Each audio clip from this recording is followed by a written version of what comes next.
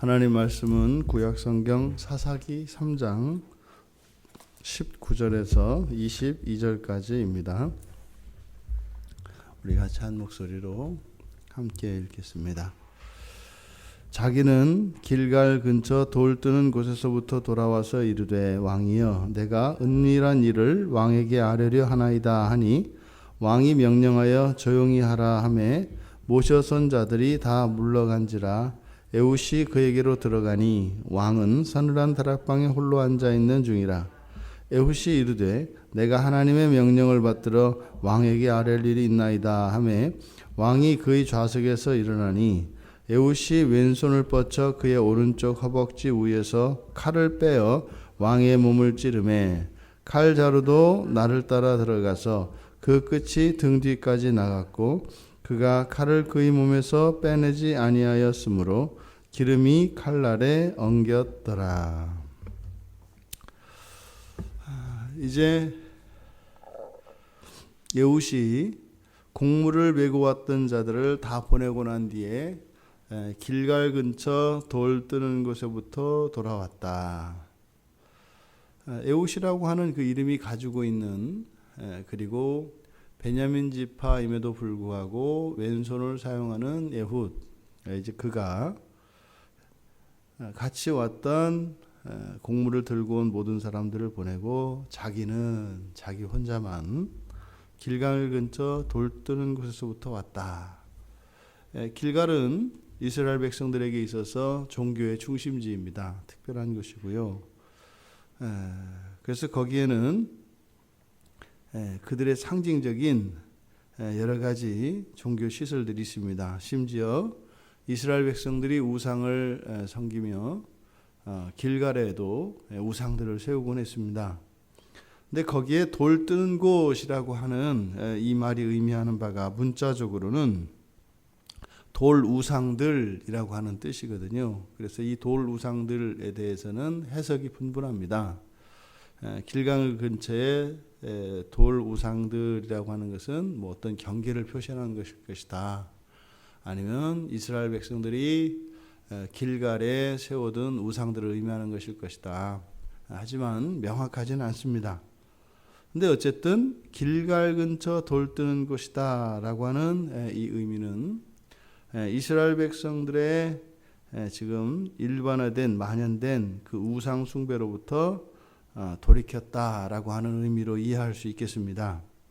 에훗이 이스라엘 백성들이 섬겨왔던 그런 모든 우상들로부터 돌이켜서 그리고 이제 왕에게 와서 에글론에게 와서 은밀한 일을 이야기하려고 한다 이렇게 말합니다. 여기서 이 은밀한 일은 뒤에 20절에 가서는 하나님의 명령이라고 이야기합니다. 그런데 은밀한 일이라고 번역되어진 요 일이라고 하는 이 말은 말씀, 말이라고도 이해할 수 있고 또 물건으로도 이해할 수 있는 그런 말입니다. 그러니까 에훗이 돌아와서 에글론에게 은밀한 일을 하려고 한다라고 했을 때 요 은밀한 일이라고 하는 것이 다중적인 의미를 나타냅니다. 그러니까 듣는 사람에 따라서 다르게 이해할 수 있다 이 말이에요. 그러니까 이게 은밀한 말을 하려고 하는 거일 수도 있고 또 반대로 뭐예요? 뭐 예를 들어서 우리가 사업하라고 이런 분들은 이제 봉투 같은 거 챙겨주는 거 있습니다. 뭐 이렇게 뭐 실무 담당자들에게 따로 이렇게 뭘 챙겨줄 때 뭐 누구누구 뭐 부장님 잠깐 저쪽으로 좀 저하고 따로 얘기 좀 하실까요? 뭐 좀 뭐 드릴 말씀이 있어서 내지는 뭐 드릴 게 있어서 뭐 이런 거죠. 그러니까 드릴 말씀이 있어서 그럴 때 느낌이 오거든요. 뭐 봉투 주려고 하는 거구나 이제 느낌이 온단 말이죠. 지금 그런 분위기입니다. 그러니까 은밀한 일을 좀 이렇게 말씀드리려고 그럴 때는 옆에 사람이 없어야죠. 그러니까 왕이 알아서 조용히 하라 자리 좀 피해 줄래 이런 거죠. 그래서 자리를 피운 겁니다. 그래서 피한 겁니다. 그래서 왕을 에글론을 모시는 시종들을 물리치고 나서 에훗이 가서 하는 말이 뭐예요? 하나님 명령을 받들어 아랠 일이 있다. 그러니까 하나님 명령이니까 하나님 말씀, 어떤 신탁, 계시를 이야기하는 거죠. 그러니까 하나님께서 나에게 신탁한 게 있다. 그러니까 에글론이 궁금했던 거죠. 그게 뭐냐 하고 이제 자리에서 일어났다는 겁니다. 그러니까 지금 이 하나님의 명령을 받드는 일, 은밀한 일, 이것을 용무로 하여 에웃이 에글론을 보고자 했습니다. 그런데 이 에글론이 에웃을 불러들인 것은, 그러니까 이것은 탐욕으로 인해서 에웃을 불러들인 것으로 보여집니다. 왜냐하면 곡물을 이미 가져와서 바치고 돌아갔던 사람이기 때문에 따로 개인적으로 뭐가 있나 보다라고 하는 이런 탐욕이 있었던 거죠. 그래서 그 탐욕이 이 에글론의 개인적인 공간으로 불러들인 겁니다. 여기서 말하는 서늘한 다락방이라고 하는 것은 사적인 공간으로서 건물의 옥상 부분에 설치하는 것입니다. 그러니까 이 탐욕으로 말미암아 자신의 사적인 공간으로 불러들여서 에웃이 거기에 들어갈 수 있었습니다. 항상 죄가 틈타는 방식은 이런 거죠. 그래서 우리들 안에 있는 이런 탐욕과 여러 가지 우리들의 약점, 이런 죄를 타고 죄가 흘러 들어갑니다. 근데 에웃이 자신이 만들어 가지고 간 날선, 그 양날선 칼로 에글론을 죽였습니다. 여기서 이 양날이 섰다, 양쪽의 날이, 칼의 양날이 섰다라고 하는 것은 이 칼이 의미하는 바 이중성을 거론하고 있습니다. 근데 지금 여기 보면 이 양날검이라고 하는 것을 신약에서는 하나님의 말씀을 상징한단 말이에요. 그러니까 원래 하나님의 말씀, 에웃이 에글론에게 이야기했던 것처럼 은밀한 말, 이것은 하나님의 말씀인데 하나님의 말씀은 어디로 들어야 돼요? 귀로 들어야 됩니다. 귀로 들어서 그게 머리로 들어가야죠. 하나님의 말씀은. 그런데 지금 에웃이 만든 이 칼은 몸에서 등으로 나가버립니다. 우리가 이 세상을 살아가면서요, 우리는 둘 중에 하나만 택해야 합니다. 하나님을 택하든지 세상을 택하든지 둘 중에 하나예요. 이 양날검이 의미하는 바와 같이 또 이 양날검이 가지고 있는 이 이중성으로 그것이 하나님의 말씀이든지 아니면 칼이든지 둘 중에 하나로 받아야 한다, 이 말입니다.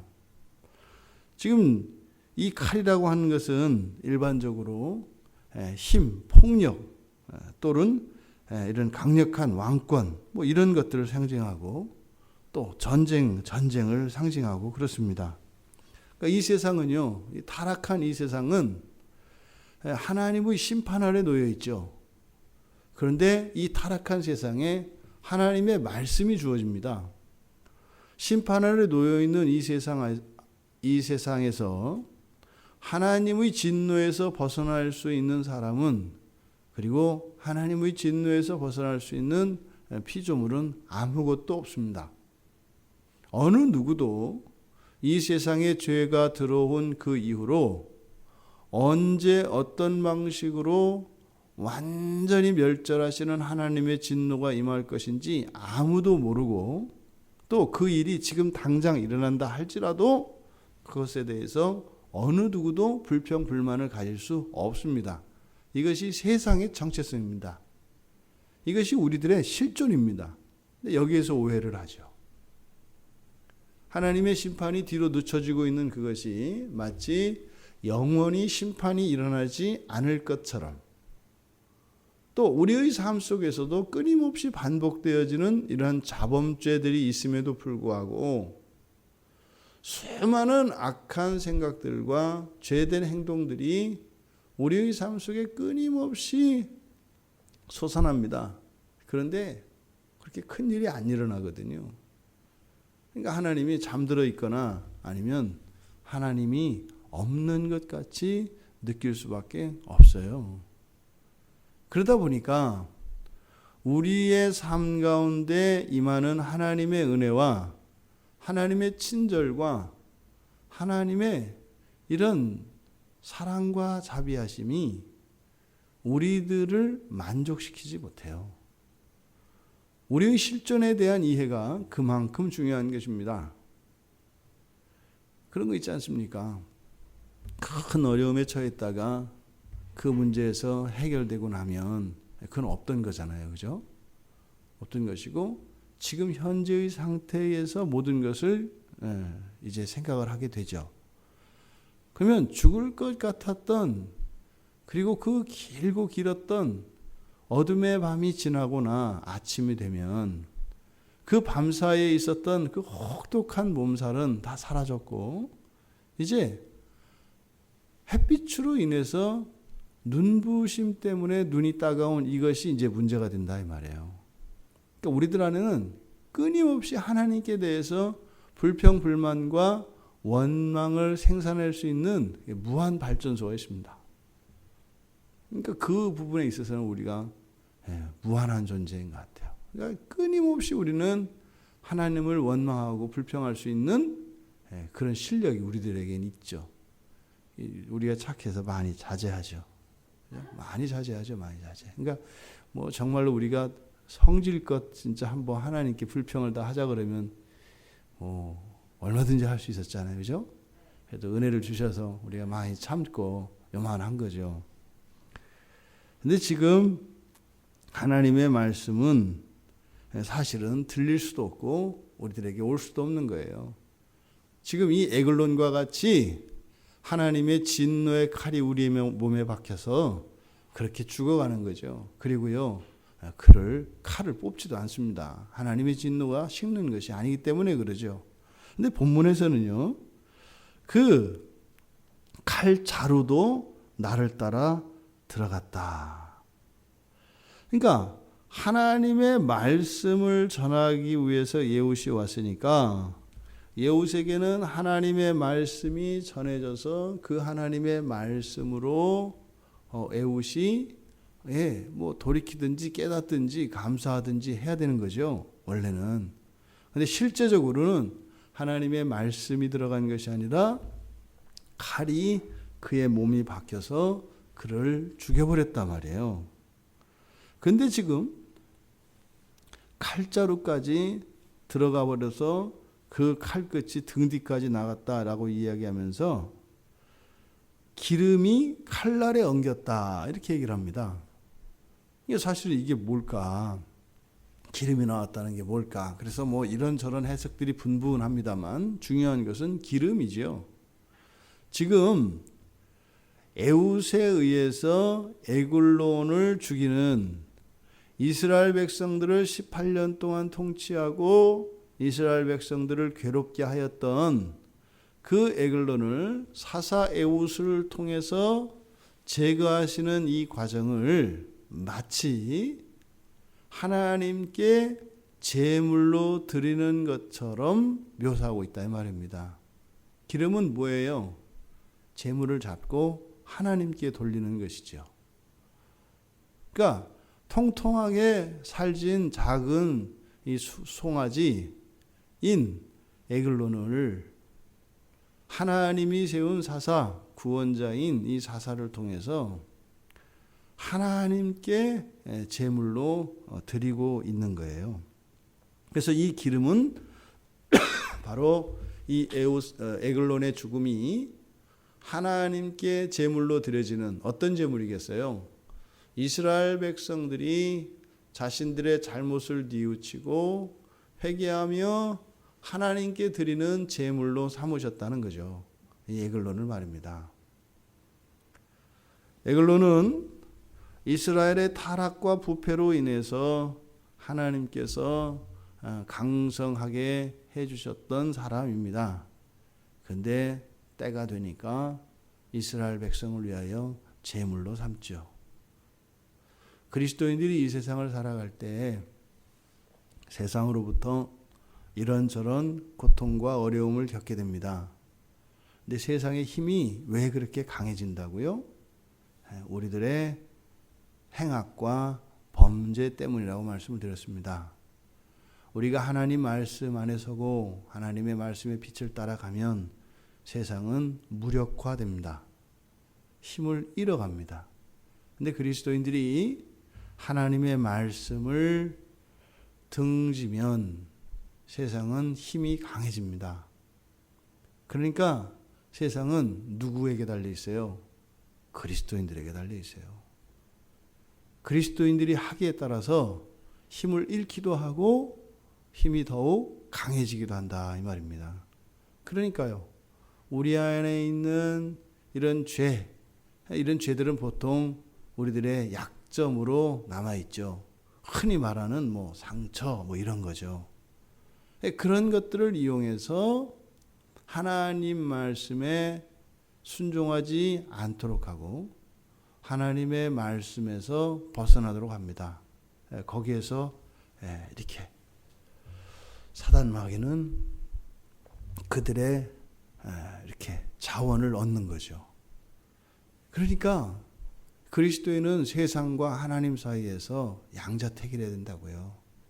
하나님을 택하면 세상에서 악은 점점 사멸하게 되어 있습니다. 우리가 제도를 개혁하고 우리가 어떤 선한 일들을 함으로써 그렇게 되는 것이 아니라 우리가 하나님 말씀에 바로 설 때 그렇게 세상이 변해가는 겁니다. 이것이 세상이 이야기하는 개혁과 성경에서 말씀하는 이런 개혁의 방식과 의미가 달라집니다. 일은 하나님께 있죠. 우리는요, 우리의 일은 하나님께 서는 것입니다. 하나님의 말씀을 받드는 겁니다. 하나님의 말씀을 받들면 구원이 없고 소망이 없는 이 세상 가운데 특별한 하나님의 구원의 은택을 입는 자가 되죠. 이 세상은 에글론과 같이 이렇게 죽어지고 진멸될 운명에 있습니다. 하지만 그 가운데 특별히 택하심을 받은 자들에게는 양날검이 하나님의 말씀으로 들려져서 우리의 몸을 뚫고 우리의 생명을 죽이는 것이 아니라 하나님의 말씀이 우리에게 생명의 양식이 돼서 그것이 우리들의 머리를 통하여 우리의 전 인격으로 들어와 우리의 생명을 새롭게 하고 거룩게 하는 역할을 하죠. 하나님의 말씀은 이렇게 두 가지 역할을 동시에 합니다. 한편으로는 죽입니다. 또 한편으로는 살립니다.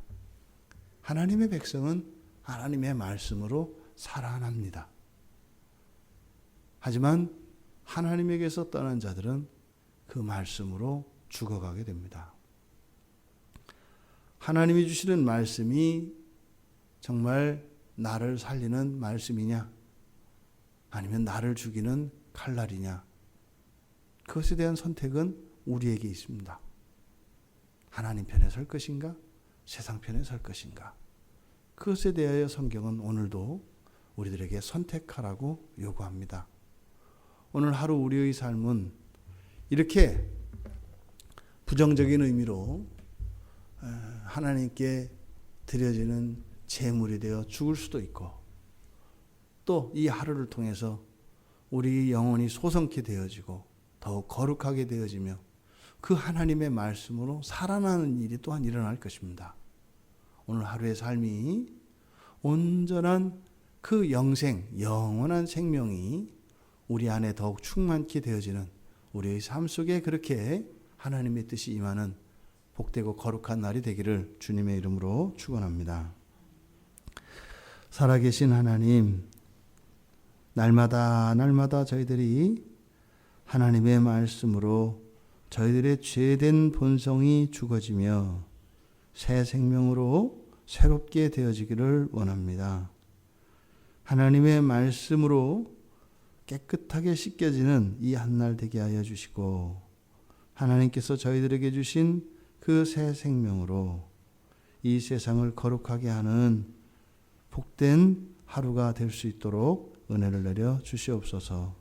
예수님의 이름으로 기도드리옵나이다. 아멘.